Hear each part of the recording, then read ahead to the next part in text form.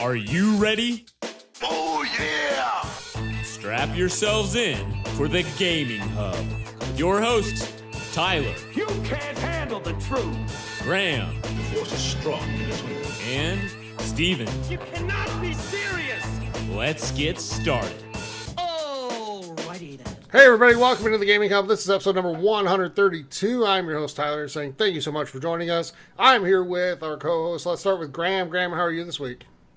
I'm doing well this week. It's been a great week. Work's been going good. Played some video games. And tonight is actually a really good night because I played some Battlefield 5 because it's in EA Access. So Xbox owners who have EA Access, which you should, got to play that. And my Leafs, I'm a Leaf fan, and they are kicking butt 7-1. So it's a good night. Other than that, I've played some Red Dead Redemption this week, and I played some Overcooked 2. Those been pretty much been my staples as of late. How's the rest of you guys doing? Well, let's find out from Steven. Steven, how are you? I'm doing pretty good. This week, well, I'm doing better now. I should preface that. My week kind of sucked so far. I had a lot of stressful things happening with work and school. Among other things, and I had a couple exams on Wednesday, and that's always fun when you have two in one day. And I really haven't played all that much. I've gotten a little bit of Red Dead time in. I played a lot of Madden over the last weekend again. I'm pretty addicted to that now at this point. I spent a couple dollars in it too, so you know. Just $2? Other than that, though, yeah, just $2. That's not bad. Times a lot more. Anywho, but I'm excited. It's a three-day weekend here in the States, so I'm hoping to get a decent amount of Red Dead time in, among other things, before some of the other stuff comes out.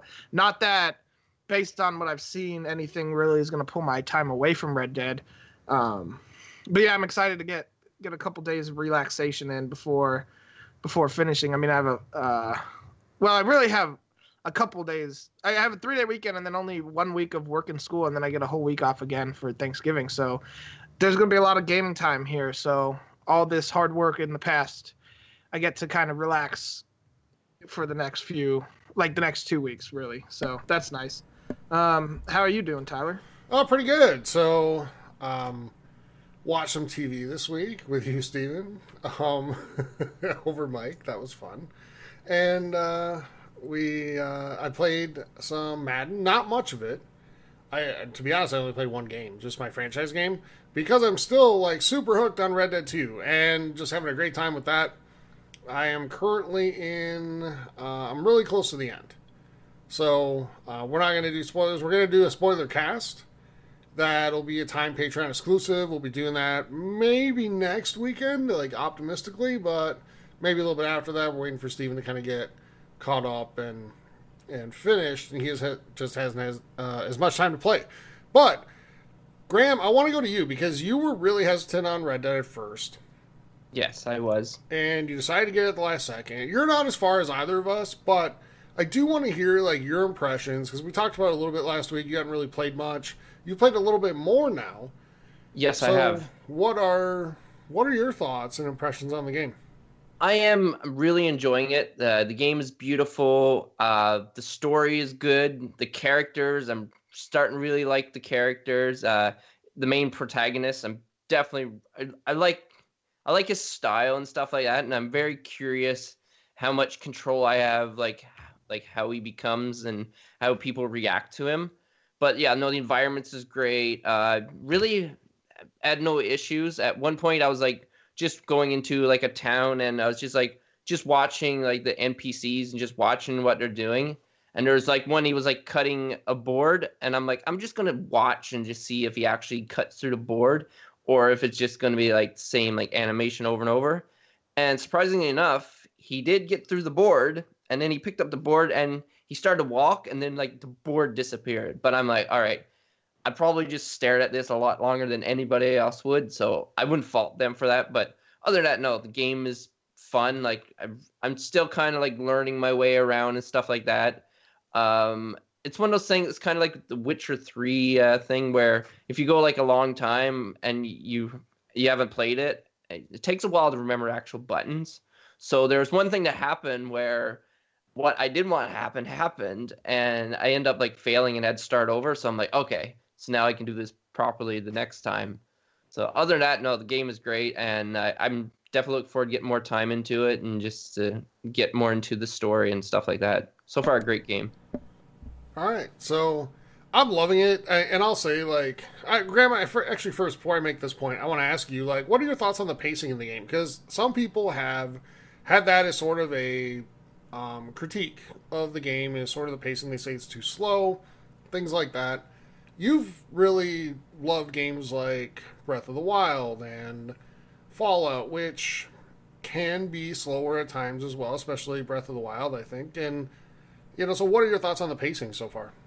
The pacing is not bad. Like, some of it, I kind of get like tired, like, oh, I gotta go like all the way over there or something like that. Like, if you're comparing it to Breath of the Wild, Breath of the Wild is like, oh, I can't wait just explore and maybe seeing the mountains out in the distance and just going to it.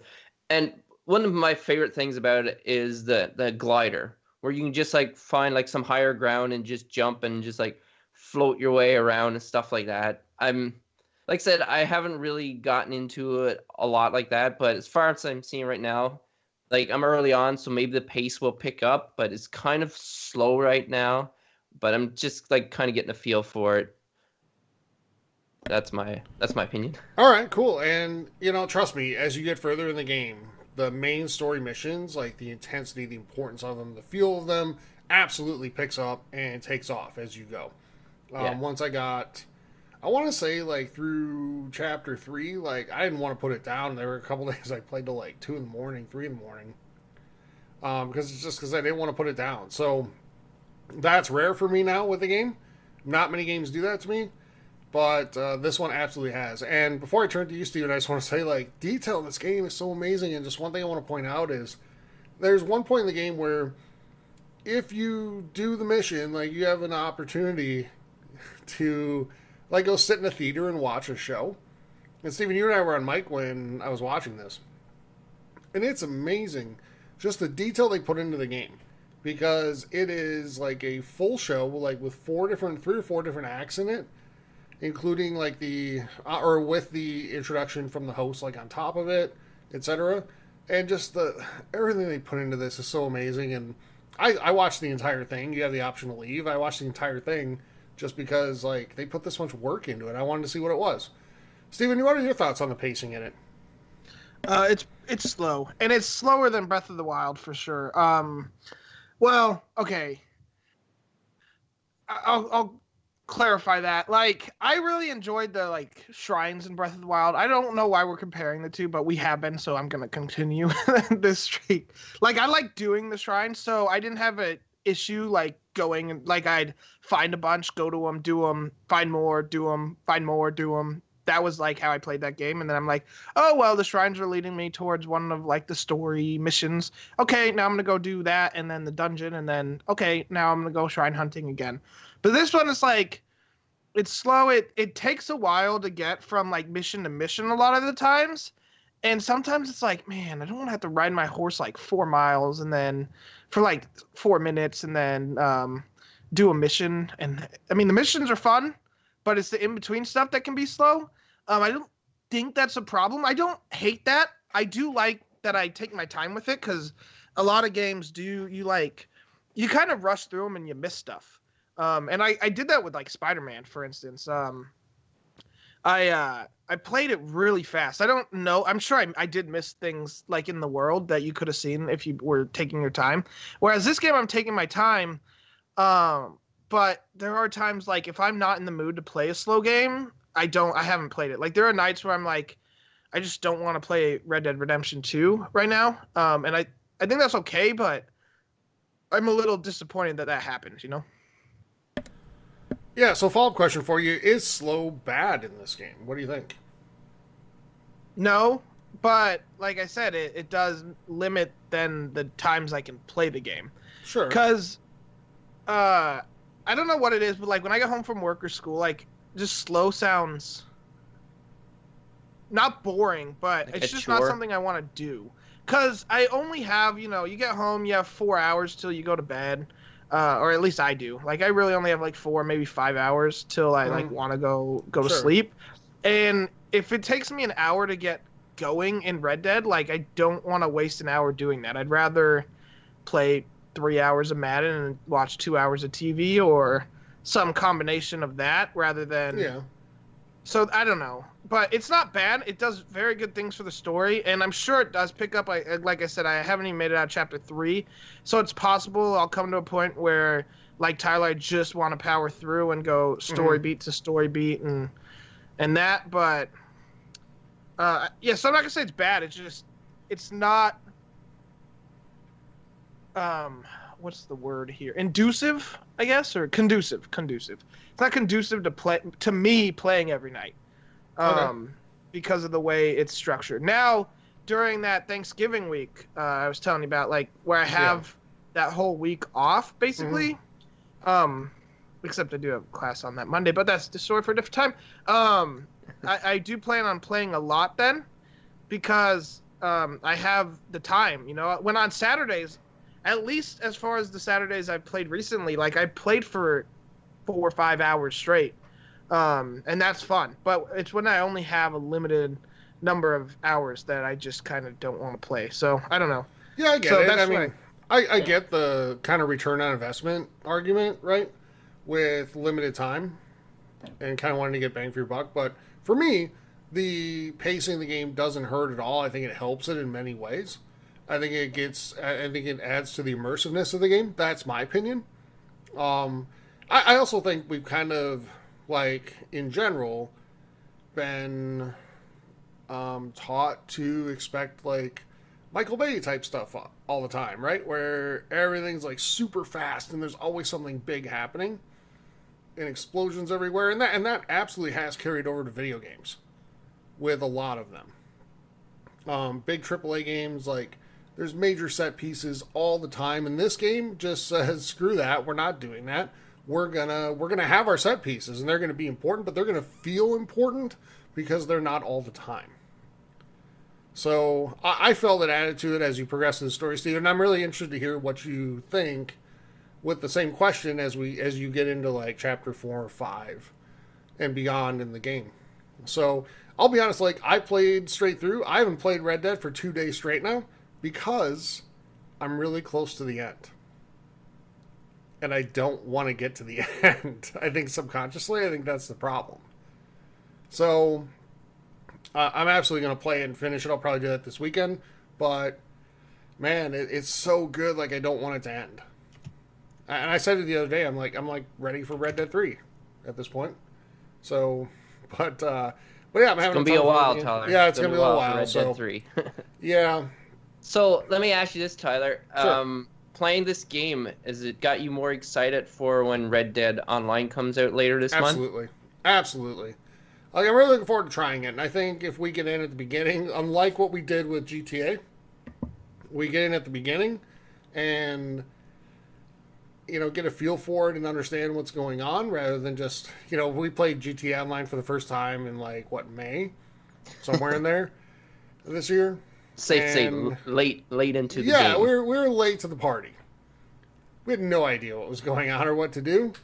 So it was frustrating, and we didn't have a whole lot of fun with it. I think this time around it'll be a little different, getting into that and just be able to go around and do stuff. And I think it'll be more impactful in Red Dead Online. Correct me if I'm wrong. The Gaming Hub Podcast at gmail.com if you love GTA Online. But I think having, like, the posse to ride with and all that stuff in Red Dead is going to be more impactful and more meaningful than playing with a few different people in GTA Online. Yeah, see, the thing about GTA, though, I think a lot of people really, like, gravitate towards the vehicles and stuff like that. Yeah. And, like, in Red Dead is, like, you pretty much either have horse or horse and buggy and, like, not that much, right? Not that much variety. So I can see that being, like, a big difference, maybe a bit of a game changer for people, like if you're comparing both, because Like a lot of people just like vehicles, and it's not only different types of cars. There's totally different types of vehicles. There's like helicopter and whatever, right? So I can see a lot of appeal in that, but I can see the whole posse thing or like ganging up to maybe rob a plane, rob a train. Not to make planes in 1899, Graham. Yeah, sorry. I got games mixed up there. But yeah, no, rob a train or rob a bank or maybe a general store or something like that. So it'd be interesting to see what they're going to have for sure. Yeah, absolutely. So looking forward to that. They did announce that the test period or beta for online comes out end of November. So we'll see it probably right after Thanksgiving here in the States and get a chance to get our hands on it. So really looking forward to that and hoping you guys are as well so we can jump in and play. And we'll definitely have some community sessions playing that as well. So all right, that's our kind of Red Dead update. We're not going to dive super deep into Red Dead 2. We've done that the last 3 episodes pretty much in different ways. Mm-hmm. So we're not going to do that this week. We're going to talk about some other stuff. We're going to do some other things this week. But before we get into that, everybody, we'd love to have you join the community. So whether this is your first time listening or you're like 50 episodes in or more at this point, or anywhere in between, we want to have you join the community because we have a really good community of gamers that really take a positive outlook on gaming. You know, there's no fighting, bickering, stuff like that. Everybody shares ideas and is respectful of each other. We love that. We'd love to have you be a part of that. There's a few different ways to do it. You can go onto Facebook, the Gaming Hub forums, look that up, and join there. You can go to Twitch, where we're broadcasting live right now. Look up TXH Gaming Hub, all one word, on Twitch. Make sure you hit that follow button so you never miss anything when we go live. From either of those places, you get a link to our Discord, where we have a lot of good conversation going on, some cool stuff that we talk about, including today, Stephen, we got into yet another discussion about pizza. That was a joke, though. So, but it was funny. Yeah. It's funny because it's an ongoing thing that surfaces every 2 months or so. Yeah. But yeah, it's kind of cool that we have an inside joke almost now in our community. It is. And we, today we put up, Graham, the $1,300 life-size Fallout armor for you to salivate over and buy. I've got my down payment on it. I'm sure you do. Kidding. Right? So we talked I'm going to straight up trade my new vehicle for it. Yeah, go for it. Why not? But anyway, we talk about a lot of different stuff there, so we'd love to have you join there as well. And the best way to join our Discord is from the link on either Twitch or Facebook. We also have a Twitter at TXH Gaming Hub there. YouTube, the Gaming Hub podcast. And make sure you hit subscribe and click on that notifications bell so you never miss anything there. All right, if you want to help support the show, a few different ways to do that. And it really, really helps us out because we do a lot of giveaways for the community. We have actually a really big one going on right now if you're listening for the first time. And we'll update you on that. But if you want to help support us, there's a couple different ways to do that. So if you're an Amazon Prime member, you get a free Twitch Prime sub to use every single month. And if you choose to spend that, use that on us to help support us, we'd really appreciate that. And thank you in advance if you choose to do that. If not, use it on somebody to help support them, help them grow and achieve their goals. But if you get it, it's free to you if you're an Amazon Prime member, so make sure you use it. Other way is we have a Patreon page, patreon.com/gaminghub. And if you join and help support there, there's a lot of cool stuff that you get. So we have rewards for our patrons after you've been in for 4 months. We just kind of changed some of that up. So take a look at the different tiers to see kind of what you get. For as little as $2 a month, you get access to exclusive content, trivia things. We just started that last night. So we're going to be doing that every single Thursday at least on Patreon, where we're going to have trivia kind of about the show. And the first person to answer the trivia question correctly is going to win a gift card. And then we might do a bonus question like we did last night. Nobody's gotten the bonus question right yet. So we're going to leave that up for patrons to see if anybody can get it right by next week. And what they get then is an extra entry or extra guess for our holiday giveaway. And we'll talk about that here in just a second. But for as little as $2 a month, you get all that stuff. For as little as $5 a month, you are entered to win a monthly Patreon giveaway for $60 in gift cards. That's pretty cool. And we can only do that because of the support that we get. So if you help support us, we can do bigger and better giveaways. We can do them more often. We can do all that type of thing. We can also invest into the show to make it better, give you guys better presentation, things like that. All right. Next week is going to be our Patreon giveaway. So if you're looking to get in, now's the time. At $5 or more, you're entered in that giveaway to get at least, or to get a $60 gift card, and you get at least one entry at the $5 and up mark. And I do want to send a special thank you to our newest patrons, who are, let me make sure I've got it right here because I don't want to get anybody's name wrong. So we have DVSP, who joined on Patreon this week, and Christopher. Thank you so much. We appreciate it more than you know. You guys are awesome. Appreciate it. And thank you to everyone who's chosen to support us on Patreon. We really appreciate that. All right, guys. Tonight's going to be a little different because there's something we haven't done in a while. We're still going to talk about some of the topics of the week. There aren't very many, though. But on top of doing that, we have a special term that we call episodes like we're doing tonight. Stephen, what is that? Well, that's a fan fest. Oh, what does that mean? It means there's a lot of giveaways to the fans that ask questions. Yeah. See, it's worth asking questions. Yeah, so we want you guys to ask questions constantly. We post for questions on Discord and Facebook every single week and on Twitter. If you ask a question, you're entered to win a monthly giveaway for everybody in the community that we do in the last episode of every single month.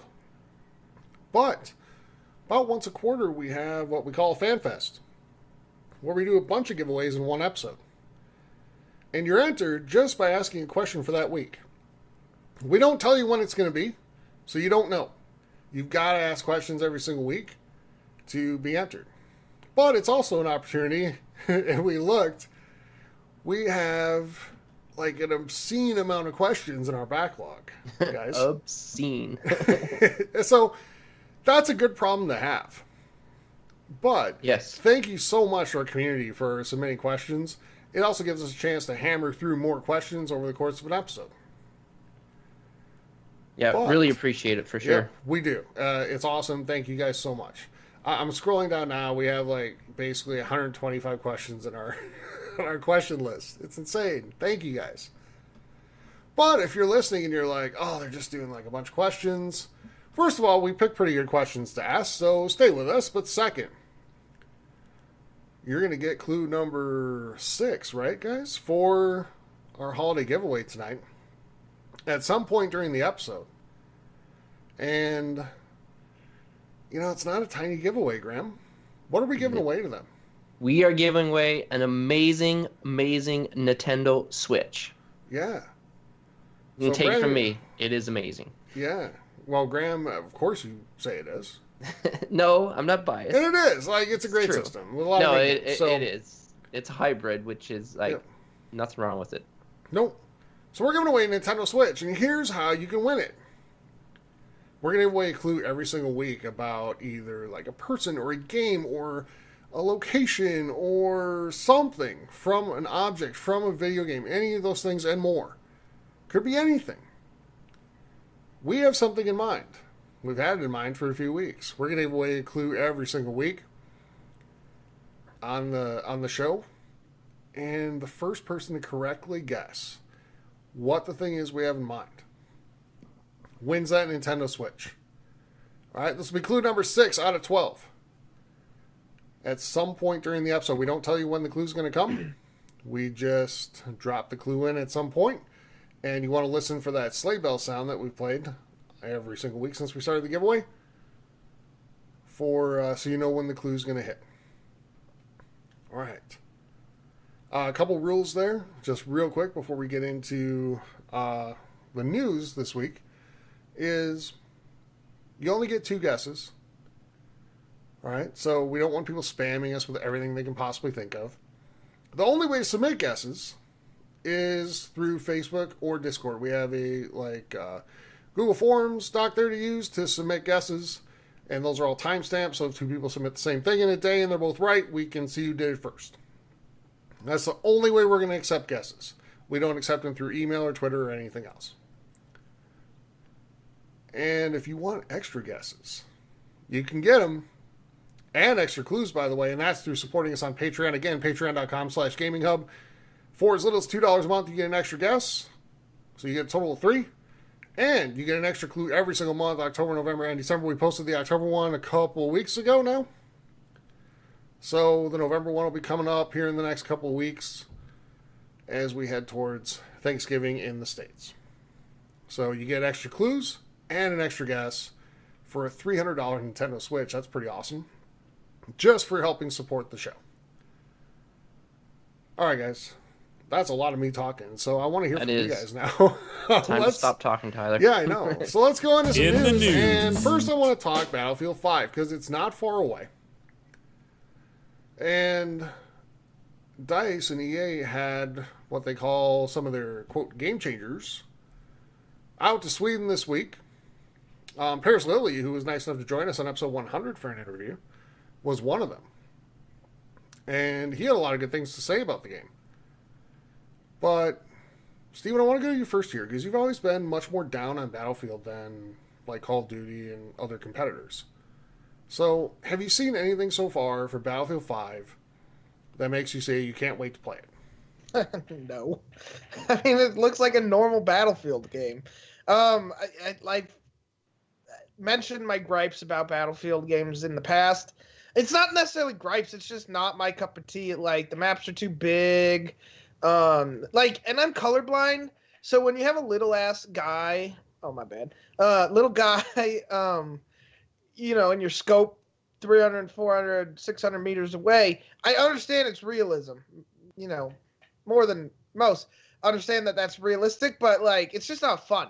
Because I can barely see them when they're that far away, and then I hate getting shot and killed when I don't know who shot me. This game feels more the same. Like I said, like my favorite Battlefield game was Hardline, and that's because the maps were smaller, so it created more conflict. And I don't hate the gunplay in it. It's just the maps are too big for me to enjoy. So yeah, I do prefer Call of Duty, and this year's Call of Duty is very good. And nothing that I've seen from Battlefield or played in the beta makes me want to not play Call of Duty and play Battlefield instead.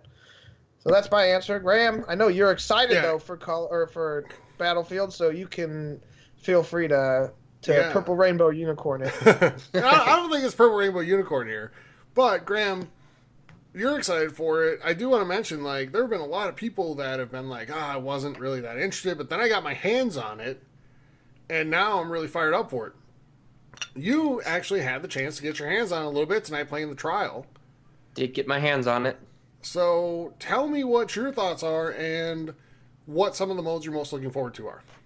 Okay, Conquest is usually the one that I gravitate to, just because I like the huge, like, even though Steven don't like the big open field, or I like that because you got airplanes flying, you got tanks going, there's like smaller vehicles and stuff like that.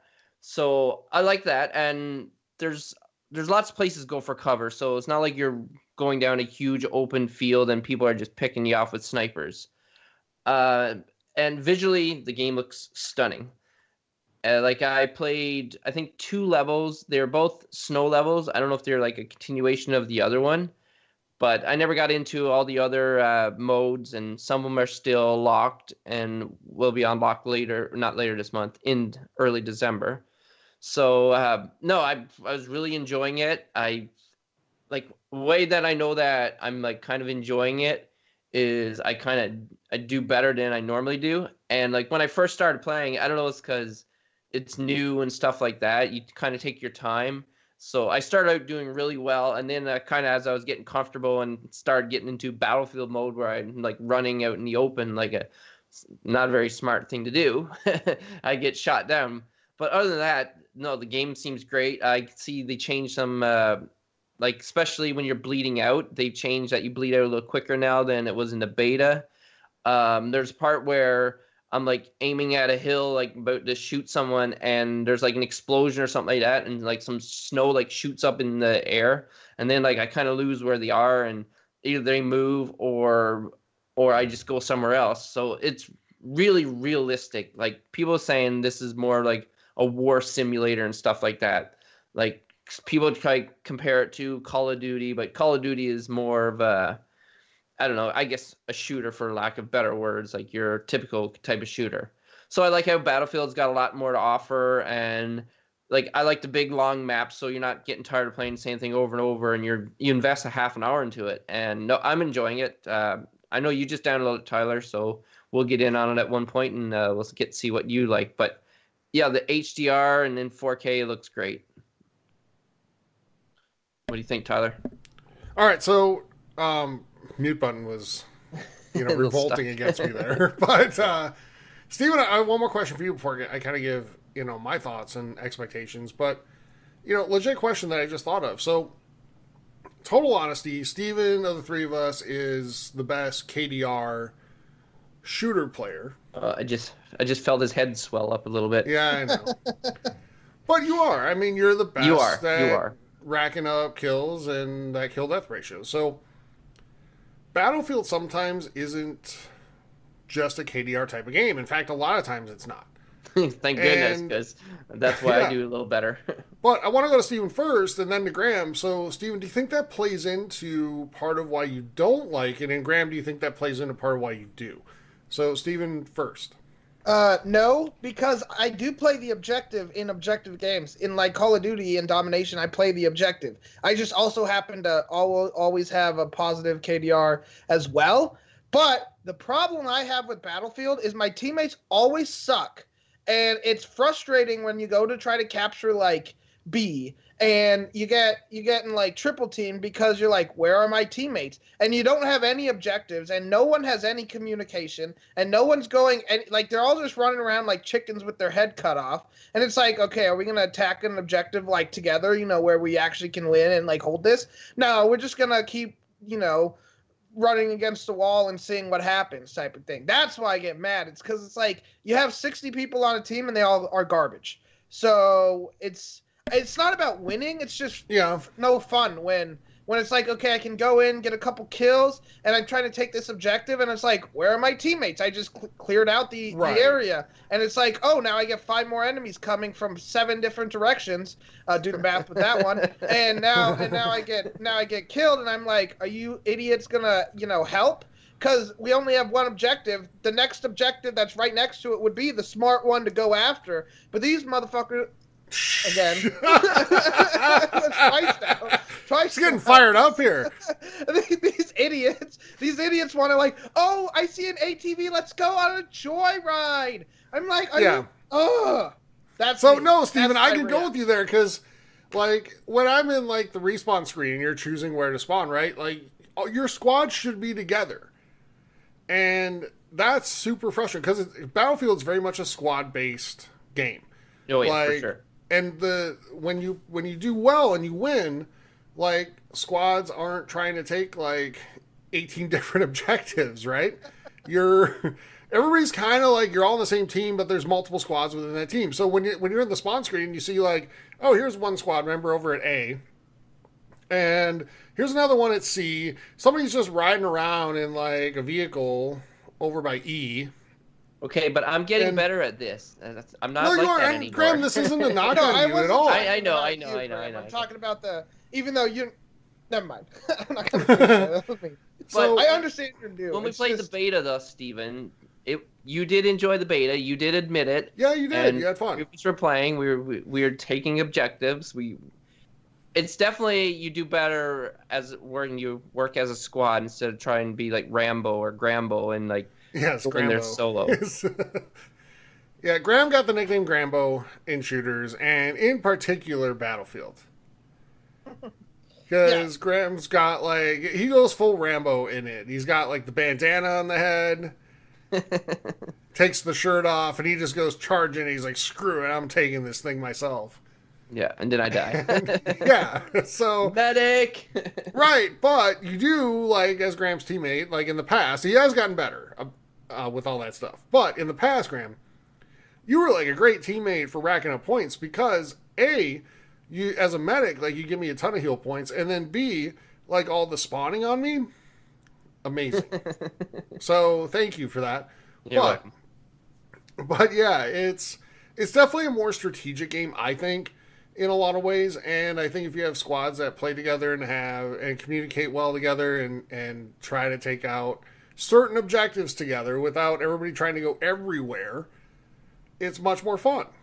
So one of my hopes and goals for our community as Battlefield 5 launches is that we can do some community play events where we can get a lot of people in and go play and have a really good time because everybody's kind of working towards the same thing. We're communicating and all that stuff. I think that'd be really fun. So hopefully that can happen. We would even entertain the idea of doing the private servers if we can get enough people that are interested in doing it. So I'm looking forward to Battlefield. Like, I like Call of Duty. I think it's a lot of fun. I had a ton of fun with World War II, to be honest, last year. I haven't played as much of Black Ops 4, which is honestly surprising to me because Black Ops is probably my favorite series in the Call of Duty franchise. But I just haven't. So Battlefield, though, I tend to like more because you don't have to always be a great KDR player to add to your team and contribute and do some stuff. You do, though, have to work together. So I get what you're saying, Steven, when you got people that are kind of like, I'm going wherever. Oh, I can spawn in a plane, and they're doing that and everybody else is trying to do something. Yeah, that kind of sucks. I get that. Yeah, it's always fun watching the guy spawn in the plane, and then 20 seconds later, it's like, oh, he just crashed into the ground. Yep. Very good use of your time. The best is when they jump out of the plane, they don't know how to use the parachute. Oh my gosh! I tell you that only happened one time. Maybe twice. Some really dumb people. So, yeah, I'm hoping it's a lot of fun. I had a lot of fun with the beta. Steven, you had fun. At least you had more fun than you thought you would. And I think the game looks fantastic. So I'm really looking forward to getting into it and playing. And, Steven, you asked me a question earlier tonight, and I did totally change my mind. Just even after playing the intro to the trial, I went and canceled my pre-order for the basic edition and got the, whatever it was, special edition, just so I can get the game next week instead of the week after. So. Did you? Ridiculous. I did. So I'm looking forward to that because I know I'm going to be done with Red Dead by then. And I'm Guess probably who's going to buying? play. What's up? I said, guess who's now buying the deluxe edition? Starts with the G and ends with a Rambo. Yeah. So, yeah, I even though I'm probably going to play through Red Dead 2 again, it just won't have the same dedication to it this time around with Battlefield being there. So, yeah, so I went and got that so I can play it next week. But really looking forward to that. And I know, Graham, you are as well, so I look forward to playing with you. And Steven will drag you along, kicking and screaming. So, and swearing, apparently. So, yeah, apparently. So, all right. I think it's a good time for our first fan question of the night. This is what we do on Fanfest. We intermix questions throughout the show and try to answer as many as we can. Steven, what do you got for us? Oh, I thought you had one that was related. No. Well, let's just. All right. Well, I'm gonna ask the first one on the list then. With Fallout 76 coming out, this is a good question. Is Fallout 76 Fallout? From Graham, let's go to you first. Fire Blacks. Yep. Yeah. Graham. Yes. I'm gonna say yes and no, because for one thing, it is a online game, which Fallout has never been an online game. But a thing that Bethesda has been stressing right from the get-go is you can play this game by yourself, single player, and you don't have to worry about having to join up with people like that. But a thing about that is it's not a Fallout single player because there are really no NPCs. Like there's the Mr. Handies you talk to, and there's holotapes that you get quests from and stuff like that, and ghouls, and I'm not sure what else because I haven't played it because it's not out. I played a little bit of the beta and stuff like that. But if you're looking for it to be Fallout 5, it is not going to be that. It's made, it's made with the same engine as Fallout 4, but it's going to be mainly an online one. So I wouldn't bank on saying it is a Fallout game, not your typical one, but technically it is Fallout because it's Fallout 76 and it's made by Bethesda. So that is my answer. Way to Grammar- commit there. So, Graham, real quick, follow up. Are you concerned at all about this game? You're by far the biggest Fallout fan of the three of us. Are you concerned about Fallout 76? You know, if I was expecting it to be a single player and be like Fallout 4, I would be. But I'm going to go in this with open mind and play online with other people. And I'm expecting it to be a different experience of what I would expect from a single player. So I'm not disappointed. I'm just not going to go in with expectations that it's a single player. Okay, and I'll go next. I've avoided a lot of the stuff on 76 because I really want to go into it with an open mind. And I know there's people out there, even in our community, that are just like bashing on that game. Like they hate it, hate everything about it, from how it looks, how it performs, to how it plays and what it is. I'm trying to like stay away from all that. I didn't really play the beta because, like I said, I want to go into it with an open mind, and whether I like it or not, we'll see. It comes out on Tuesday. Yeah, I just don't want to go into it thinking I'm going to hate this. You know? Yeah. No. So I want to be fair to it because Bethesda is a very reputable company, Steven. So what are your thoughts? Well, I was right from E3. I'll say that. But it's not Fallout. It's set in the world, I guess, barely. Even though there's some plot holes, I guess, or timeline errors that are going to be really fun for them to try to justify. But I noticed this while playing the beta. It's so empty. Like, there's people, because you have, like, human players, and then you have robots, and then, of course, enemies. But there are no, like, NPCs, and that's a issue for me, because the previous 4 Fallout games, like, have all had NPCs, and that was kind of the main point of the game. And, sorry, audio logs are not the same as talking to a person. It's not the same feeling. It feels off. It feels weird. I understand those people, and I'm kind of one of you that thought Fallout 4 was kind of downhill for the series, like after Fallout 3 in New Vegas, because a lot of the RPG parts of the game went away, and it was just mostly like a adventure game at that point. But I'd set in the same world, but it's the problem. It's too empty to me to make me want, like, I want to like this game. I want to have fun, but I'm not going to cancel my pre-order, but I feel like I'm going to regret it in a couple months. I don't think I'm going to get enough time out of it. I hope I do. I think if you try to play this game solo, you're not going to have fun. I think it's going to be all about how you can play with people, and then that might be the way it's fun. I think this is going to be like a less fun version of playing a Memorpaga by yourself. So think like playing like the Old Republic, which I actually had fun playing by myself. And I know there are people that play WoW by themselves, at least up until the point where you start doing raids and stuff. But I don't think this is going to be like that. If you're thinking it's going to be like playing one of those games solo, I don't think it's going to be like that. I don't. I think it's going to be a less fun version of that. Yeah, now keep in mind too, we only played the beta, so we can't really speak for the actual game yet. Well, to be So fair we'll though, see Graham, how the it beta changes. is the full game. Yes. And they're not going to make a lot of... They just don't have the time to make a lot of changes. Yeah, there's no story that your progress carries over. So everything you've done in the beta is everything that's in the game. It's just testing stuff.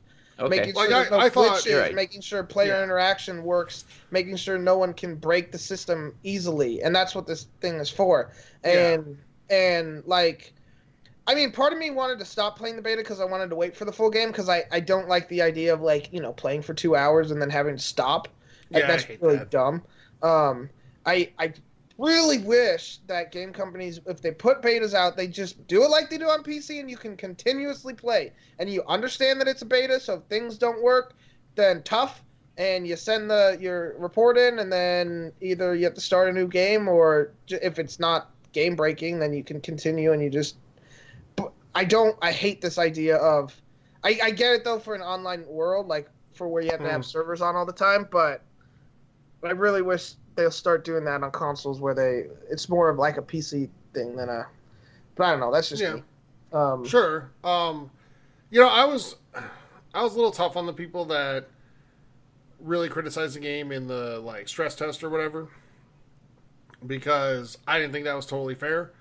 But I think some of the critiques in the beta are totally fair, because that is the game for the most part, and I'm sure they'll tweak it and go. I still see this as being the type of game where a year from now we're saying it's a lot better than it was at launch. They'll learn and they'll tweak and do No whatever. Man's Sky effect. Yeah, No Man's Sky, the Destiny. Division, stuff like that. Division, yeah. Destiny, stuff, things Destiny like that. never got good though, did it? No, Yes, it did. Yeah, Destiny 1 got very good with The first one, Graham. Well, I mean, I meant the second one. I never played. Well, it. the second one I've heard a lot of good things about too, but Yeah. with Yep. this, I just hate that they have to wait a year to make their game good and playable. So, Stephen, real quick follow-up question before we go to the next question is, you know, you mentioned audio logs. Do you think there were any games that audio logs really benefited the story and really helped it? Because for me, like, BioShock stands out. When you said that, I was like, oh, I agree with you on Fallout, but BioShock, I thought, really used audio logs in a really good way. Is there anything that stands out to you? Well, every game that has audio logs where audio logs are not the sole storytelling experience. Audio logs are awesome when they add like little side like novellas basically to the story. Borderlands had some pretty good audio logs. They were always pretty funny. I still remember like the Secret Armory of General Knox's audio logs. I remember giggling in those. So yes, and I'm sure there's more games I can't think of any off the top of my head. I'm not saying audio logs are bad, but when they're the only thing that like advances the story, it's and it's a lot of text. When it's a lot of exposition in an audio log, it sucks. And it's really dumb. So, you know, Graham, you brought up audio logs, I think, or you brought up Destiny. I think Destiny's the type of game that could have really benefited from something like that if they'd done it well to give a lot of background. yes, I agree with that. So, BioShock, what audio logs did was give a lot of background to the story, which helped it make more sense and made it more meaningful what you were actually doing in the game. Yeah, So- BioShock did, or not BioShock, Borderlands, at least the first one did that by adding background to the characters, so you kind of understood, like, the characters, and it made them more likable or enjoyable or funny or whatever. A lot of it was tongue-in-cheek stuff, but Okay. I enjoyed that game. So Stephen, before we go on to our next news item, let's do a question from somebody that's a winner tonight. Go ahead and All right. throw it at us. Okay, so Spartan Raider Hater, congrats, you are a winner of a giveaway. Tyler will tell you what you win, but his question is, do you see the future of gaming going exclusively or almost exclusively to streaming games? If so, how long will it be before we see it happen? Go I'll ahead, go Stephen. first. Yeah, go ahead. Not exclusively at first. It all depends on how it works this next generation, as we've alluded to countless times since last E3. Next generation is almost guaranteed to have some sort, at least as Xbox is concerned. I don't know about PlayStation, but Xbox will have a console that either exclusively streams or something to that effect. It does seem like it will be exclusive, just because they could cheapen it. Whether in like the whole industry goes exclusively streaming, it just depends how successful it is. Part of the reason that people are hesitant is because internet's not always the best in a lot of areas. Not necessarily so much in America, Well, a lot of rural parts of America. some though. rural parts. So there are some rural parts that have better internet than some not so True. rural parts. True. So I don't see it happening soon. Maybe 2 generations from now. It just all depends on how successful it is right now. Because they're not going to want to lose profit by creating a streaming only box if that excludes like a quarter of the market, because that's just profit that goes down the drain. But I do think I don't know if it'll go exclusive, but I do think it'll be more prevalent. And I'll end it with that. Yeah. So I'll go. To your point, Stephen, you're absolutely right. The internet strength. I lived in a town in West Texas where I could have gotten 1 gig download if I wanted it. And was willing to pay for it. It was available to me. But here, in a suburb of one of the biggest cities in the United States, I can't get that. And you have a cap. Yeah, and I have a cap. And that's the other thing I want to bring up is, data caps are becoming more and more common in the U.S. now, especially with your biggest companies. Yep. So I think that also is going to affect how many people want to do streaming. To answer the question, though, I don't think it's ever going to be exclusively streaming, ever. Because I think one thing this generation has taught us is that console gamers are some of the most stubborn and resistant to change people there are. But also, to that point, I think also this generation shown us that mobile games, like with the Switch, is successful, and there's no good way to, because now you have to get into streaming off like 4G, and that is almost impossible. Right. So yeah, I agree with you. Sorry, but like Switch still gives you the option, right? So you can dock it and still do it off your TV if you want to. I was straight talking mobile. I mean, sure. the mobile part of it. Yeah. But the option is there, right? You can do one or the other. Yeah. And I think as long as these companies like Microsoft and Sony give the option, like there's rumors flying like crazy that Microsoft's going to have a streaming only box as an option for the next Xbox. But that's not going to be the only thing you can get. You can still get the box with the disk drive in there and the internal hard drive and do it that way. Yeah, that's the smart way to do it for sure. Yeah, it is. Because that way you can make everybody happy, right? People have a choice, and that's good. But I think just, and when I say like stubborn and resistant to change, I don't mean that as like a bad thing. It's just true. Because, Xbox came out, and their messaging was awful at the beginning of this generation, but they offered a lot of new and different things, and right away everybody's like, no, I don't want that. Because I have a hard time thinking you're going to convince a lot of people that still love to buy games on disc and then trade them in to just completely abandon that. So I have a hard time buying that. It depends on what the price points are, I guess, for a streaming service. And then it has to perform well. And, like we talked about, there's a lot of regions in the country that still don't have great internet service. Like, the threshold for calling internet high speed in the United States is ridiculously poor. Yeah, I remember when I moved, I called like the big cable company, and they were just kind of like, I wanted them. I do like their service for the most part. And they kind of just were taking, they weren't really upfront with how long it would take to get the cables installed. Because they had to like dig a line from the street through the yard into the house. And like that was a little annoying and frustrating. So I called like AT&T, and they're like, yeah, we have high speed internet. I'm like, all right, what's the download? And they're like 10. And I'm like, what? And they're like, no, what do you do? And I'm like, I play video games and I stream Netflix. They're like, oh, you could totally do that. I'm like, no, you can't. Okay, I've had 10 before. It's garbage. I had 10 on the 360. It was garbage then. It's definitely not going to work now. So yes, I'm with you there. Sorry.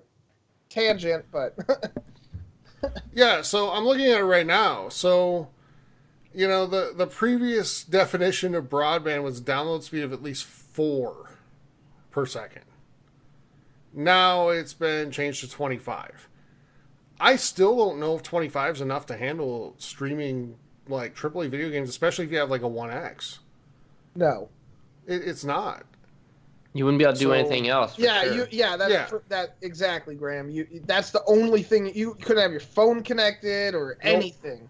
Nothing. And if somebody else wants to like stream Netflix in the house or apartment or whatever, forget it. It'd be like the old days where you're on dial-up and you had to get off. Someone picks up the phone and disconnects you. Oh, that was the worst, wasn't it? Yeah. But yeah. So I personally, like, I always look for a minimum, honestly, of like 200 for me, just because I know what I like to do. You look for 100? Yeah. Okay. Yeah, 100 and that's be adequate for sure. Yeah, I mean, I believe that. I just, spoil myself with internet. Like, I have 200 as well, but... Yeah, necessary. I'm not sure. But it's Right. nice when you're downloading a brand new game and you can play it in 5 minutes. Yeah. That is a great feeling. Well, I was talking to somebody like about internet, and I was like, yeah, I wouldn't ever move anywhere that doesn't have at least 100 available. And they're like, well, there's really fast internet here. It's like 20, and I'm like, no, that's not fast. That is like so substandard. It's not even funny. So you might as well go out and start up the generator too while you're at it. Yeah. No kidding, right? So, but anyway, congrats to our winner, and to claim your prize, you've got to contact us. We need to know that you listen to the show at least. So you got to contact us to claim that prize. The only way to win where we reach out to you is in our Patreon giveaway every single month. If you're the winner, we reach out to you and make sure you get that $60 prize. So for this type of giveaway, contact us and we'll let you know what you won. So, all right. Graham, anything else to add on the... Not really. You streaming guys service? have pretty much covered everything. Like I said, Xbox is doing the right thing by coming out with 2 boxes. Like, one will be for streaming, one will be like your typical console. Just because basically they're testing the waters, and this is the way to test the waters, that you're not just like, if it fails like Wii U, you don't want to have that effect, right? So no, this is the way they're doing it, and I don't think it will take over the way of video games for a long time for many reasons, which we already talked about. Well, it's not confirmed that it's going to be a streaming box. We just assume. Yeah, that's what the rumors are all saying, right? But they're pretty strong rumors, I'm pretty sure. It was a while back now. I'd have to look it up, but it seems like it's pretty inevitable. When it comes out, I don't know. I think it's inevitable too, but and like they were can't talking say for sure. Well, remember they were showing like the whole like cloud thing and talking about it, and they made this box, so I'm pretty sure it's Yeah. concrete. All right, guys. So Xbox has a big weekend this weekend. Okay. They do. Well, they say they do. Yeah. But They have been EXO told this 18 before. going on this weekend. Yeah. In Mexico City. So first time they've done this in quite a while. And tomorrow or Saturday at 4:00 p.m. Eastern Time, they have a 2-hour live edition of Inside Xbox. The stage looks really cool. We retweeted that out today. So, like, that looks really good. But, Graham, think back to Gamescom Yep. when they were going to have Inside Xbox, and they had it. And they announced there's going to be all these awesome announcements. And New it's gonna hardware. Be so big, right? Yeah, new hardware. Where's that still? Yeah. But are you really ramped up for Inside Xbox tomorrow? Well, yeah, they're going to have Crackdown 3. Like, wow. Move over Red Dead Redemption 2 because Crackdown 3 is coming. No, I'm not excited. I'm kind of excited just because it's something new. And if it's basically going to be like, Sea of Thieves and Forza Horizon 4, and like none of that really gets me excited. The thing that would get me excited is something about all these other studios that they bought, just so we have some kind of idea what is going to come from them. Like Obsidian, right? They bought Obsidian. So I'm curious to see, maybe they got some big announcements. If they don't, then next. That's basically the only thing that I would get excited for. They're going to announce some Game Pass editions, but nothing really stands out at the moment. But I'm always hoping to be surprised, so hopefully that happens. But Steven, they're adding 12 new games to Game Pass. What games? I mean, we don't know. We got to tune in, which we're going to do, because we're going to have like a special wrap-up episode. Sure. Yeah. I remember Gamescom being awful. Almost at a bad word. It just, I won't even say it was awful. It was just really flat, wasn't it, compared to E3 for how they hyped it up anyway. Yeah, I'd agree with that. Yeah. So anything you're really looking forward to? No, not that anything's been announced, or out of anything that's been announced. I've not That was terrible English. Yeah, I know. I'm like, what out word's gonna follow that? Out of the stuff that they've announced, I absolutely do not care. Man, words are hard today. Yeah, but Graham, we're gonna get, like you said, Crackdown 3 and Minecraft and Sea of Thieves, State of Decay 2, and Forza Horizon 4. Because we haven't really heard anything from Microsoft ever about any of those. No. Yeah. Oh, good. So, Thieves news, or Sea of Thieves news.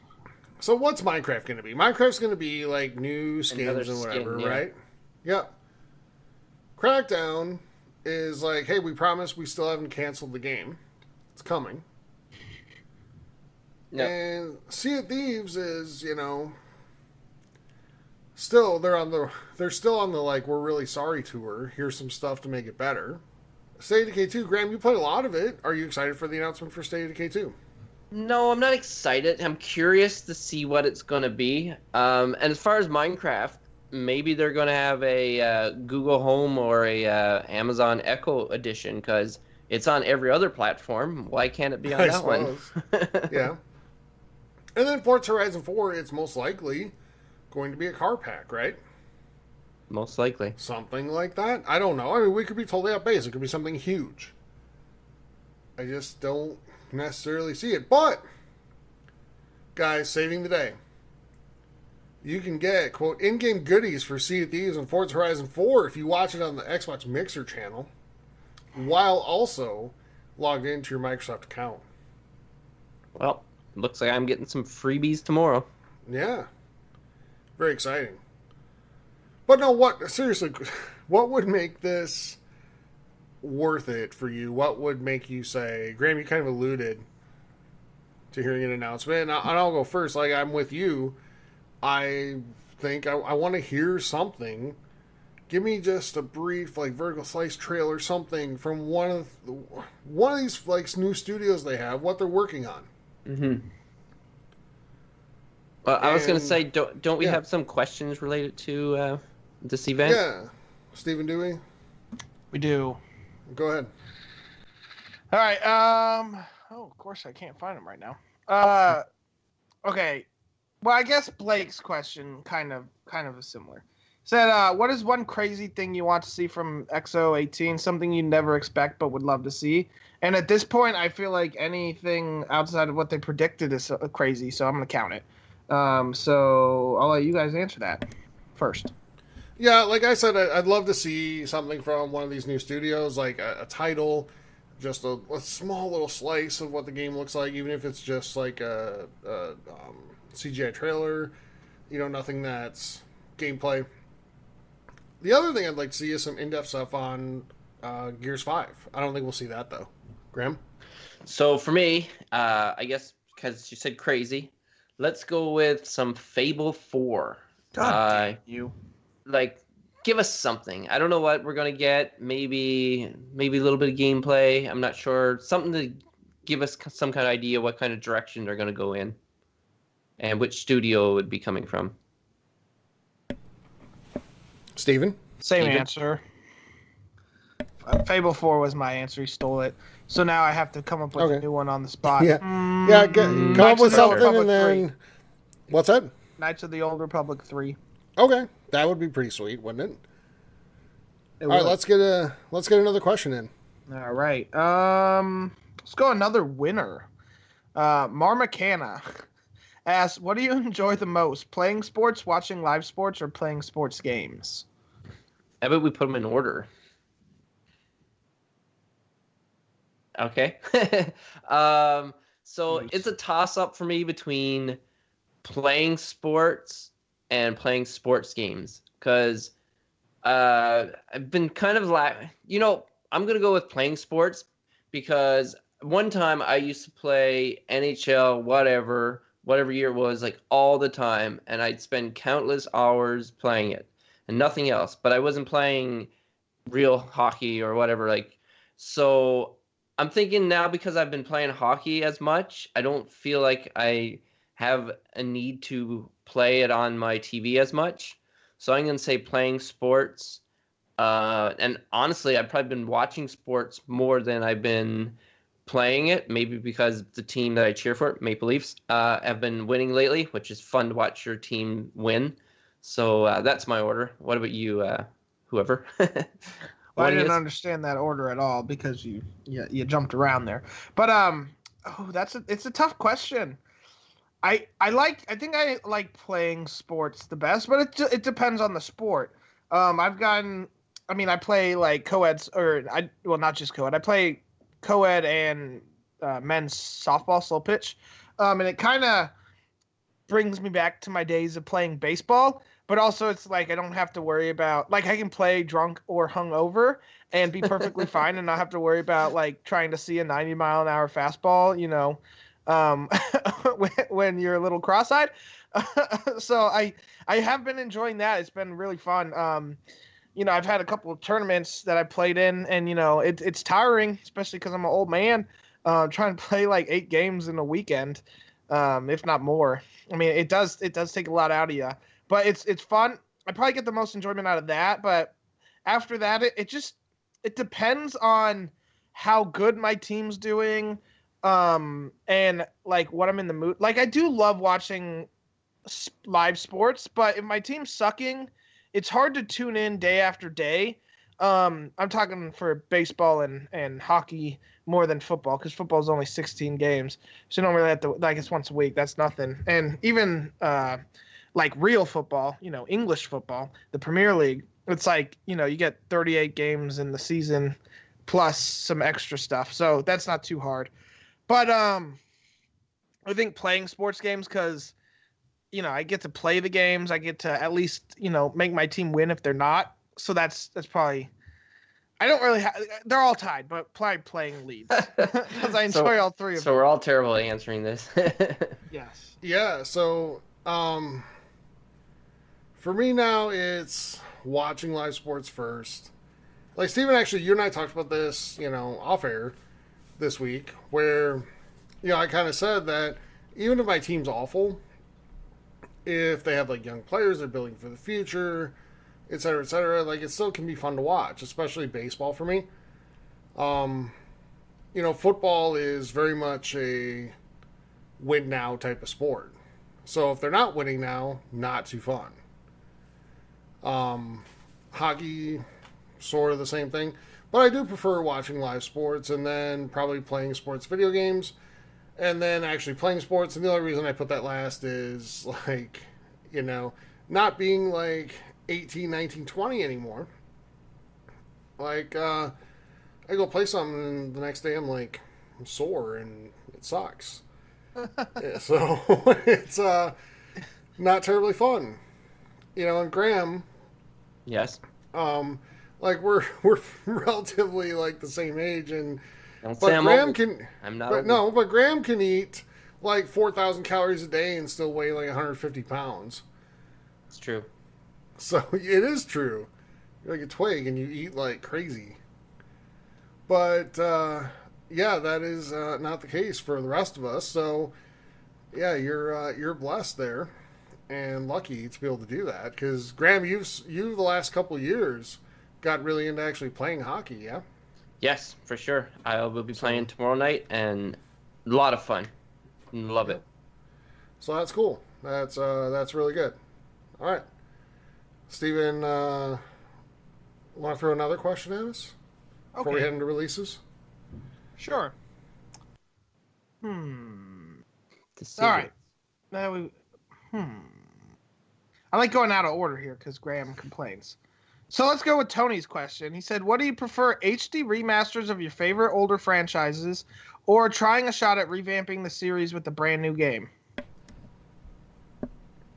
All right, that's a good question. That is a good question. I prefer, honestly, taking a shot at something new. I'd like to see something that builds on the world, or at least tries to. It's not always successful. We've seen it over the last few years. But when they get it right, it's great. Red Dead's a great example. I would rather see something new than just see a bunch of stuff remastered. How about you guys? Yeah, like, if my choices were like a really good game remastered in HD or like a brand new like attempt that's not very good, then I would rather go with a remaster. But if both of them are good, then I would rather a new game, new experience, and stuff like that. Mainly for like a lot of the games I play are like, if you remember it, then it's not as challenging or as fun. So I'd rather a different experience. Like, I'll just throw this out. It's not really relatable to Tyler, but for Legend of Zelda, for the Super Nintendo, they had A Link to the Past. And then for the 3DS, they came out A Link Between Worlds. They were basically the same game, but different, like without getting too far into details. Well, it's So like a remake then. It was HD remake rather than HD remaster. Yeah, but it was kind of like a new too. It was a new concept, and like the dungeons were different, but the open world was the same. And so I said remake over remaster, but okay. So yeah. So yeah, if I had to choose, I would rather a new game. How about you, Steven? boys, I just had, I don't want to call it an epiphany, but I think it's a very, very quality idea here. Especially, well, I've had that 3 times and I bought it every time, and I own them all, and that's perfectly okay. And to answer the question, I'll answer the question first. I like HD remasters when I know that they're like trying to remake or make a new game in the series. I don't necessarily like them just as a cash grab, though sometimes I do still buy it. But like the Spyro trilogy, probably a cash grab, to be honest with you. Or even like the not Banjo-Kazooie, but what's this stupid fox on PlayStation?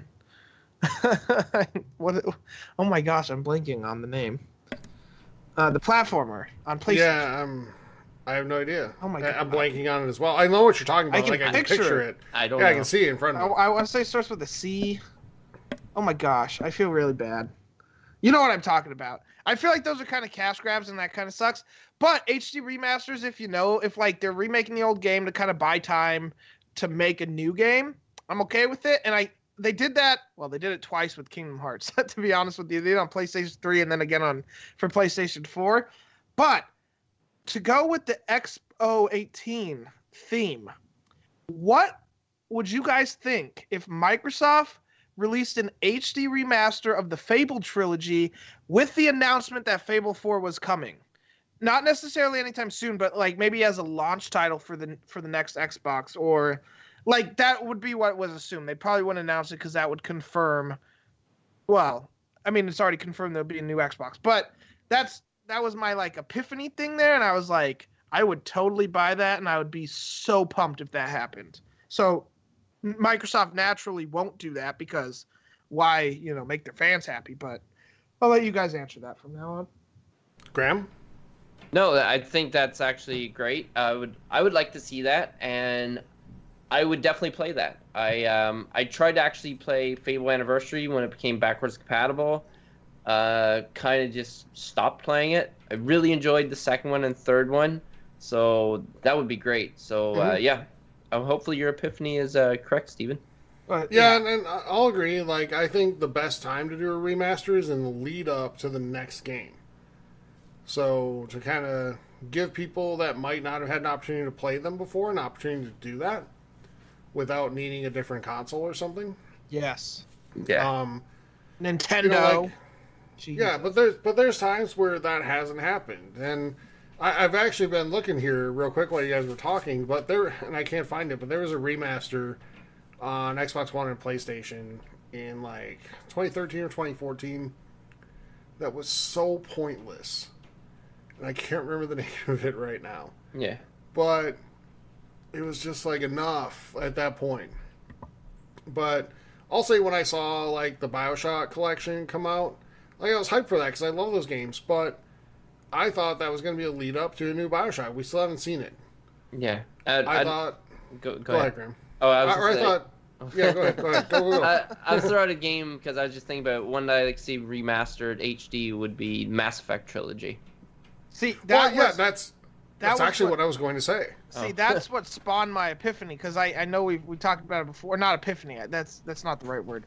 But I was like, we could see a Mass Effect like remake before the next Mass Effect game, like as like a remaster, show good faith, like, hey, we're working on it and we're not going to put our B team on it type of thing. And I'm like, wait a second, Fable. Oh my gosh, great idea. Yep. That's exactly how my train of thought worked there. So I thought it's fun. the right time for the Mass Effect remastered trilogy was before Andromeda. But you wouldn't want Andromeda to follow that because Andromeda was a was disappointment. garbage. So yes, it's Yeah. actually probably a good thing that didn't happen, and it would make sense now to have, like, especially early into well, we're not going to see a new Mass Effect game on this generation, so if that was announced for next generation, like now we've been speculating a lot for next generation, but there's a lot that could be done, and I think a remake of those 3 games, or remaster, I mean, of those 3 games, as like the announcement, and then like, hey, we're gonna get a Mass Effect 4, like a real Mass Effect 4, That would be as like the follow-up. awesome. Like that would be a pretty good E3 thing, and especially like the remaster would almost have to come out real quickly, like 3 months later. Like, hey, this is coming out in September, and then But do you What? really expect that? Because if they're and smart, here's the reason I ask. Because No. BioWare's 18, quote unquote, is going to be tied up in Anthem forever. They want that to be a franchise like Destiny. So they'd have to do some real hiring to get some quality people in there to make a new Mass Effect that would stand up to the first 3. My opinion. I don't know. What do you guys think? Let me see it. I absolutely love, I love the whole, the whole concept. Give me another one for sure. Well, I think people bought Andromeda based on there was a lot of Yes. goodwill there, and I there was that. a- I was that. I did person. too. Yeah. About it. there's a lot of goodwill because the first 3 were so great, right? And I know there was a big uproar over the ending of 3, Yeah. but it kind of corrected that, right? And BioWare did, but there was still a lot of goodwill around Andromeda just based on what they had done before. That's gone. Yeah. And I'll say to someone who doesn't love the Mass Effect games all that much, Mass Effect 2 might be one of the greatest games ever. Or it is Yeah. one of the greatest games ever, for sure. All right, Graham, anything else? No, I'm good for that one. All right, let's go ahead and head into releases for the week. We'll start Now in with stores. Xbox, where you can get Fallout 76 on the 14th. You can get YouTuber's Life also on the 14th. Steven, I know you've pre-ordered that, I'm right? very curious what that game is about. No, but I have played it. I had it on Steam. So what are your thoughts on it? It's a sim game. Like you create a character and you're trying to become a YouTube star, so you have to kind of like guess at what movies or like what YouTube, like if you want to make a gaming video or a cooking video or beauty video, and then you rack up views, and then it's like then you get invited to a party, and it's like strangely addicting. Really? Eh? I'll tell you. Okay. Like I played more than I thought I would. Like I got it for free in a Humble Bundle. Okay.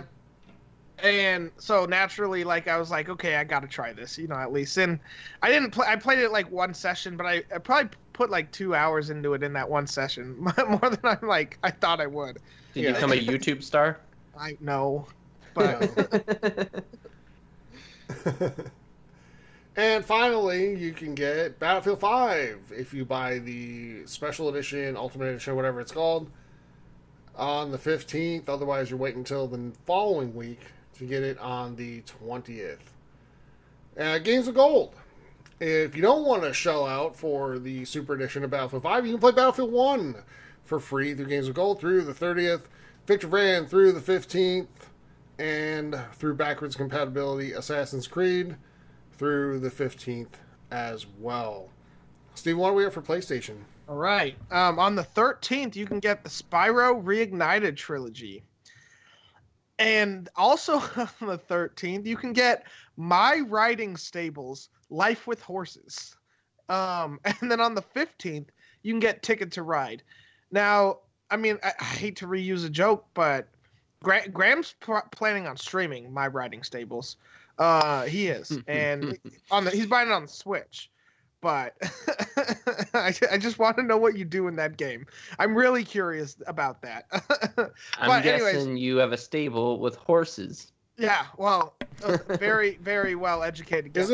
Isn't there a Barbie horse game coming out soon? No, this is the game I was talking about when I couldn't remember the name of, and I kept making those jokes. It was this game because I kept saying like Barbie's Dream Horse or something like that, but it was this game. It's Dreamhouse. It's this. No. I was making a pun about horses. Yeah, I know. Okay. Come on, Graham, keep up. All right, but free games, PlayStation. Well, not free if you have to pay for PS Plus, but if you do, you get these games. You get Yakuza Kiwami and Bulletstorm, both pretty good games, through the end of the month. So, or really through a little bit into next month. So you got about 30 days from this point. So get on that. So Graham, Nintendo. Yes. Let's go. For the Nintendo Switch on the 13th, you can get GRIS or GRIS, if somebody would probably pronounce it. And then on the 16th, it's a pretty good day, you get Pokemon Let's Go Eevee or Pokemon Let's Go Pikachu, whichever one you choose.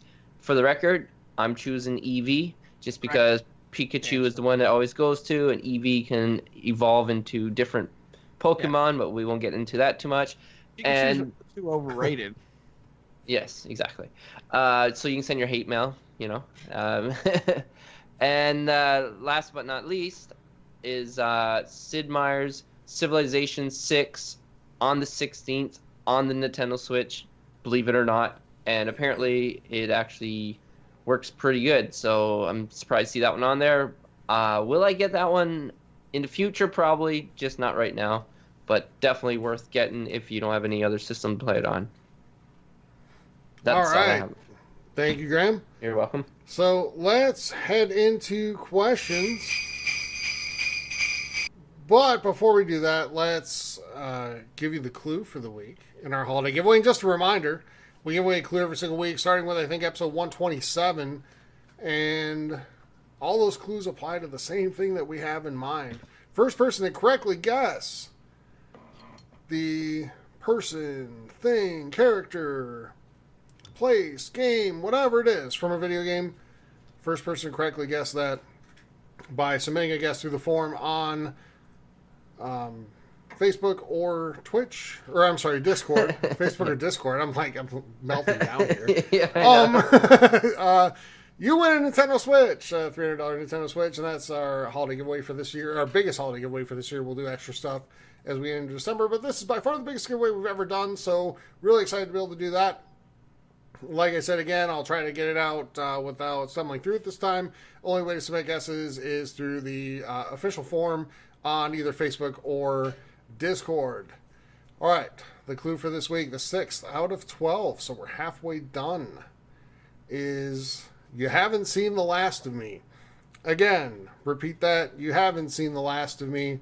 That is our clue for week 6 of 12 of our biggest holiday giveaway, our biggest giveaway ever. Yeah. Ever. So good luck. And hopefully, for some of you, it's starting to come together. We've had some guesses that are super way off base. We've had some that are, I won't say they're close. They're really not, but they're I can at least see where they're getting them, and relatively kind of sort of maybe in the ballpark. Big ballpark. So, yeah. So, all right. Let's get through a bunch more questions. We have 2 more winners to announce before we get out of here for the night, but we'll get through some more questions. Steven, what do you have? All right. First question from Titus Ziegler asked, do you think the Elder Scrolls 6 will outsell Red Dead Redemption 2? Cool. Okay, so we're going to assume that this is coming on the next generation of Xbox systems, which is a pretty safe bet. So the possibility is there. I know Red Dead Redemption 2 was a long time in the making, and they got some crazy statistics back up how much and time and effort they put into it. But look at Skyrim. Skyrim was massive. So if this keeps going off the curtails of Skyrim, then it's quite possibly, I'm not going to say yes for sure, but it will be definitely a competitor, in my opinion. All right, so Graham, question for you before I answer this. Yes. Are we including all of the inevitable re-releases of Elder Scrolls 6 that will occur? And no. Well, you do have one on the other side of that coin. Red Dead Redemption 2 is already confirmed to have a remaster coming out on the next generation of consoles. Correct. So if we count that, then we do have to count the 17,000 re-releases of Elder Scrolls 6. True. Okay, fair enough. But Red Dead 2 is not going to have, like, an Alexa release and a Siri release and, like, you know, My dishwasher. my dog can play it release and stuff True. like that. Yeah, Tamagotchi release. Yeah. So I'm going to say, Graham, for the same reason you said yes, I'm going to say absolutely no chance. Because this is going to be a next-gen release. It's probably going to come out in the first year to year and a half of the next gen, and the install base for the consoles is just not going to be there. Or the adoption rate, I should say. For the consoles is just not going to be there. Right now, there's 80 plus million PlayStation 4s in the market, and we don't know how many Xboxes. I'm going to say somewhere between 40 and 50 million, maybe a little more, I don't know. There's a lot of people that can buy this game, and then the game will inevitably release on PC sometime next year. Maybe. Yeah, we think. They've said, they've at least very strongly hinted. But No, they've been actually kind of dancing around the question. yeah, I know. So I would say not a chance. And I'll say this too, even if Elder Scrolls 6 comes out this gen, there is no chance it sells more than Red Dead 2. I disagree with that. Go ahead. But I do agree. Well, it depends if we're saying first year sales for the same reason Tyler said no, I'm saying no, because the amount of like consoles out in the wild, especially if Elder Scrolls 6 comes out early in the generation, then yeah, absolutely not. And assuming it doesn't come to this generation also, which I think they've kind of hinted that it won't, because it needs to be the future stuff. At least, or that might have been the other game. So I don't know, but it's possible. It's hard to say for sure though. Red Dead Redemption 2 does a lot, but we thought it would be a niche audience, and it turned out it wasn't really. And Elder Scrolls 6 isn't exactly. It's not niche, but it kind of is a little bit. I know there's a lot of people that don't like the fantasy realm, but I don't know. It all depends. I think it could, but I don't think it will. Here's my argument, and tell me if you guys agree or disagree. It's fine either way. But I find that with Rockstar games, people are just fans of Rockstar, period, and they'll buy whatever, right? And Red Dead, the original, back in 2010, was brand new. It wasn't a franchise people knew, at least associated with Rockstar, because Red Dead Revolver was not a Rockstar game. But like now, like fans of Rockstar games, like they've built up such amazing credibility, like in my opinion, far beyond Bethesda. Because Bethesda's known for buggy games, and people generally don't point out a lot of the bugs in Rockstar games, even though they're there. But I think with Bethesda, fans often choose between Fallout or Elder Scrolls. Like, it's like I really like one or the other, but not necessarily both. Either that or there's a definite, like, number one and number two. And I think that's going to hurt. It's not going to sell terribly by any stretch, but I think I don't think it has any chance of matching what Red Dead 2 is going to do. What do you guys think? Yeah, well, I mean, yeah, I agree with that, because Elder Scrolls 6 for sure won't have as good a story, and I don't even think it'll get as good as ratings or reviews or review score, I guess. Just because like the Elder Scrolls 6 is more like, I mean, it's open world. The main story is never that good. It's just all the stuff you can do, and it's kind of all fun. Whereas Red Dead Redemption 2 seems to be more focused, and the story is by far better than anything Bethesda's put out ever. So yeah, it won't be as good of a game, but it still has the potential to outsell, just because it will release on 15 million different things, and that Yeah. alone, So That's true. It'll be on like scientific calculators and stuff. Exactly. So yeah. But No, graphic calculators. so yeah, Graham, if I put Fallout 5 and Elder Scrolls 6 in front of you right now, which one are you choosing? Go. Fallout 5. Yeah, you didn't even hesitate. Elder Scrolls 6. See, that's my point, though. Yeah. People like one or the other more. So the hype level isn't necessarily consistent amongst the games. Yeah. But they're two So- different types of games. I mean, Exactly, Elder and Scrolls that's games my are thing, like like- fantasy, high fantasy magic, swordplay, whereas Fallout's shooting and stuff like that. Post-apocalyptic. Post-apocalyptic. Yeah. Yeah, Absolutely, shooting. but Whereas Red Dead Redemption is Grand Theft Auto in Western times. Yeah. Exactly, but that's my whole point. And then Like, we're gonna have if you're a Starfield up GTA against fan- it too, like a space one. Yep. I don't think those games are coming out anywhere near the same time, Graham. No, they're not going to come out next to each other, but I think you're right. There are some people that only buy Fallout games from Bethesda, and there's some people that only buy Elder Scrolls games. Yep. And I bet you there'll be a sect that only buys like the sci-fi games if Starfield does well, and we assume it's going to be the sci-fi version of Bethesda games. Yeah. So, because some people just like you guys, like I prefer the Dragon Age games, but you guys prefer Mass Effect, and I like the fantasy better, and you guys like the sci-fi better, and that's fine, personal preference, but it's just what it is. It's not that I don't have fun in playing Mass Effect, even though you guys don't have fun playing Dragon Age, but it's just I prefer one over the other. I like going Exactly. back with magic and swords rather than forward with kinetic powers and guns. Sure. No, exactly, and that's totally fair. And I think that's why, because for me, like when I play Red Dead 2, it still feels like home being a Rockstar game. It feels like there's a lot of consistent themes and sort of gameplay and the way the story's told between Red Dead and GTA, for me. Obviously, totally different settings, all that type of thing, but there's enough similarities there that it still feels very much like a Rockstar game in every single way. And with the two primary franchises for Bethesda, I don't know that that's there quite as strongly. Yeah. So, Makes sense. Anyway. That's good. yeah. All right, what do we got next, Steven? All right, next question, Jay Buzz. Another winner, so congratulations. Send us a message and you can claim a prize. He said, what have you named your horses in Red Dead Redemption 2? I'll quickly answer that one. I have not named any horse, so Yeah, I don't think you're quite there yet, right? no, I'm not.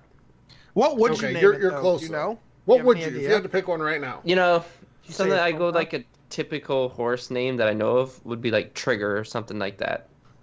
Okay. I thought you were naming Mitch. Mitch. But Or I can name Or Epona, Austin. Link's horse. yeah. That's Austin's what I thought named you were going to say is Yeah. Epona. Okay. So But- I'll go next, and I'll let Steven make fun of me because I'm definitely an animal person. So I named mine Horsey. And if Horsey had died, the next one would be Horsey 2.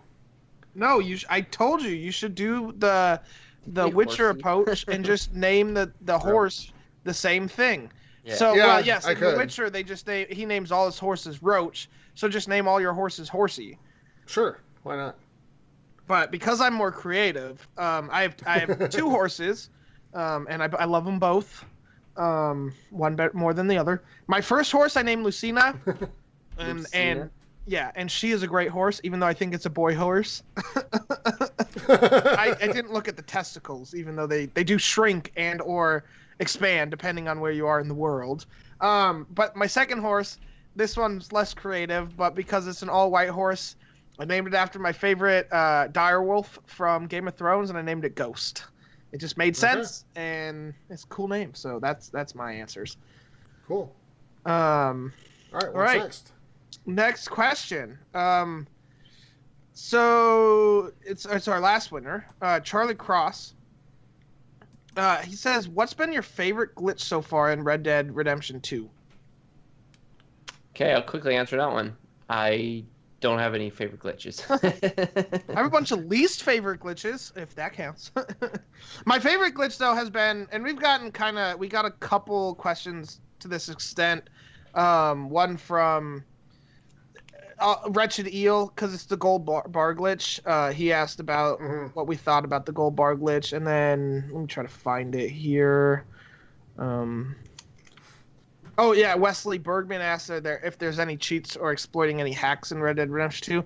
So the gold bar glitch I have used because, again, I don't want to worry about money. It might make the game more like meaningful in some ways, I guess, maybe, because it might make you want to go rob a bank because you need the cash. Yeah. But I want to rob that bank anyways because I want to hear the story reaction. I just want to be able to like buy ammo without having to worry about like grinding, and I'm going to do everything I was going to do in the first place. I just didn't want to have to worry about money. So I used it. I don't feel bad about it. I only did it once. I didn't try to get $100,000.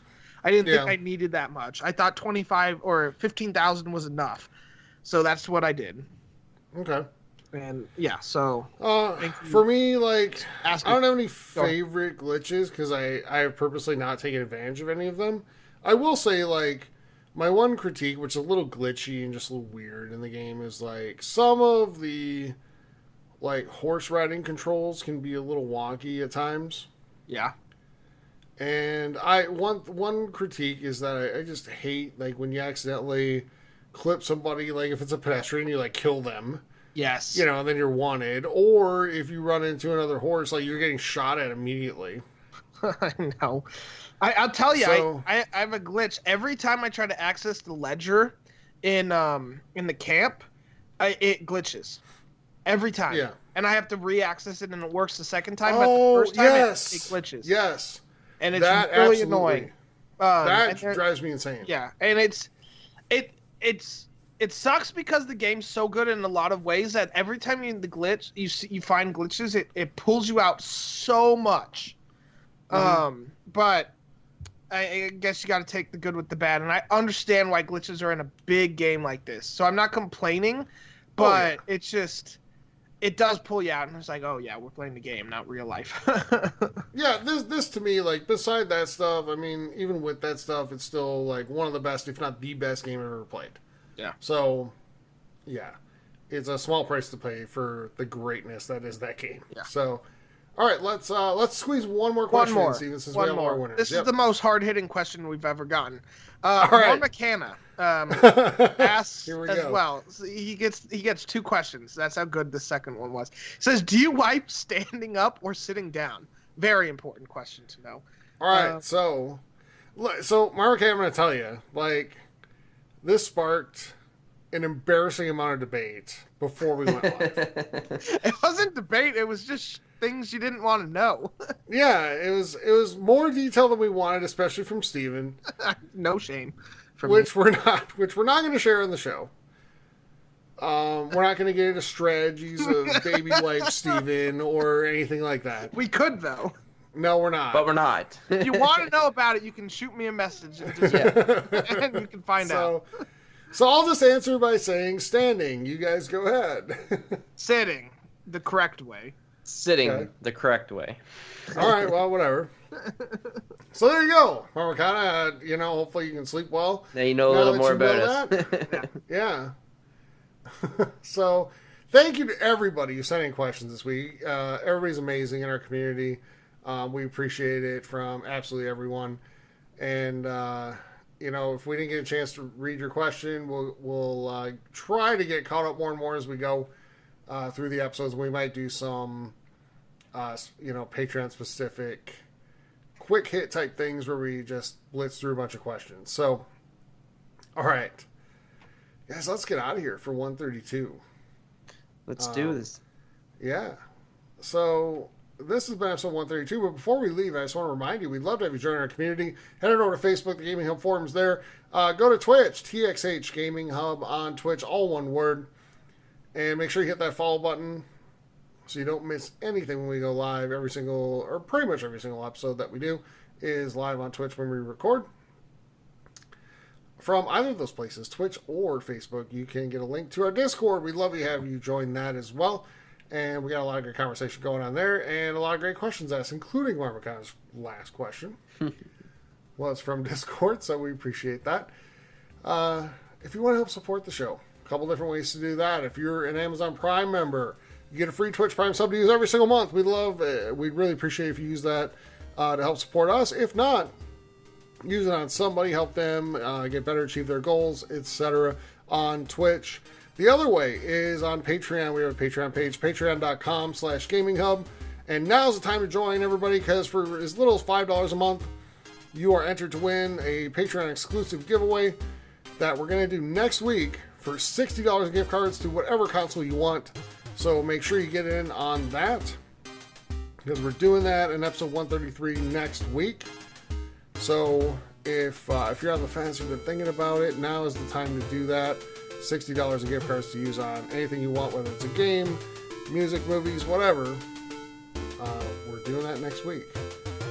For as little as $2 a month, you get an extra guest in our holiday giveaway. So you get 3 instead of 2.